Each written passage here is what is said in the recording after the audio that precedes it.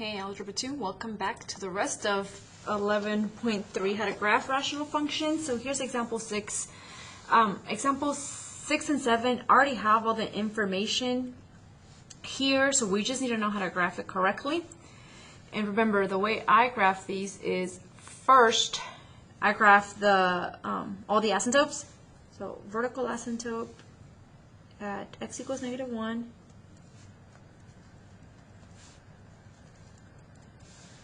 A vertical asymptote at x equals 2, and this tiny little baby 2 right there, that's the subscript there, that's because x minus 2 is being raised to an even power. So if the degree is something more than 1, then I would want you to write it down like that, just so that we know how the asymptote behaves there. So at x equals 2, I'll show you what the graph will look like. Next, we have a horizontal asymptote of still of y equals 0. So first, I graph all of the asymptotes. Next, I start graphing all of the points that I know. So we know the x-intercepts, graph those. 1, 0, 3, 0, 0, 3/4. Remember, just rescale the y-axis. So pretend that that's 3/4.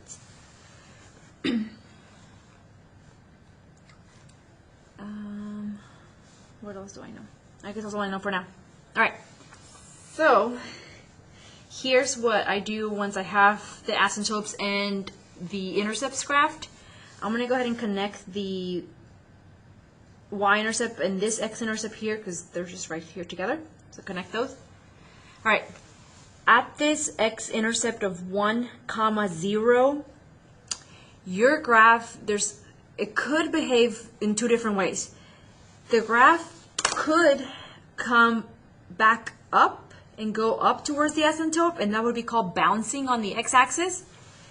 Or the graph could just cross the x-axis and go towards the asymptote in the negative direction. And the way you determine which one to do, it involves the multiplicity of this intercept of 1, 0. So 1, 0 came from just x minus 1 to the first. So since it is being raised to the first degree, like the first power, or the degree is just 1, your graph is going to just cross the x-axis at that intercept, straight through. So your graph does look like that. Now on the other side here, after the y-intercept, the only way your graph can go is up towards the asymptote, because you can't make it come back down towards the asymptote since there isn't another x-intercept over here in the negative values. So it's got to go up. So that's the only way for the middle part of the graph to behave. And now let's do the left part of the graph here. So my asymptote of x equals -1 was just being raised to the first power. So that's an odd degree. So remember, we talked about it in class. Odd degrees, your graph goes or behaves in opposite directions. So that means that right here at x equals -1, your graph needs to be going opposite directions. So I already have the part of the graph going up. So then on the other side of the asymptote, it needs to be going down. And then approach the y equals 0 asymptote. So it should look like that.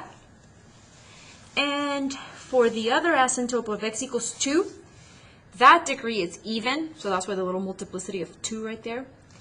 And when your asymptote has an even degree, your graph needs to go in the same direction.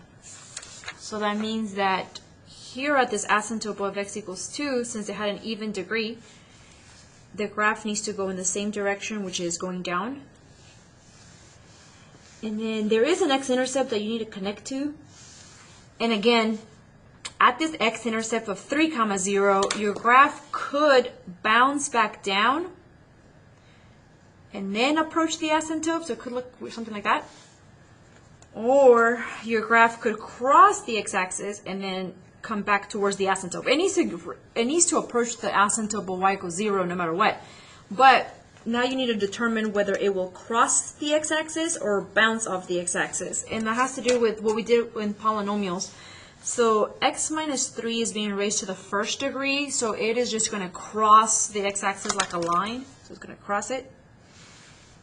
and then the graph is not going to just go on forever to infinity. It needs to come back and approach the y equals 0 asymptote. So that means it eventually needs to come back down this way and approach this asymptote right here.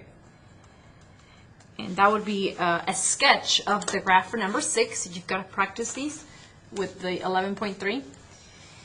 So now let's try it again on number 7. Number 7, it says, I guess graph the asymptotes first. X equals -3. 1, 2, 3. Again, the multiplicity is even, so that means that at this asymptote of -3, your graph is going to go in the same direction. So either they're both going to be going up towards the asymptote or maybe going down towards the asymptote. It just depends on the graph overall. Our next asymptote is x equals 2, which is also even because it's x minus 2 squared. So that means, again, that your graph is either going to be both going up or both going down towards the asymptote. It depends on the situation. Finally, horizontal asymptote is y equals 0, so this way. So once you have your all of the asymptotes graphed, I'm going to start graphing the intercepts. So -1, 0 is my x-intercept.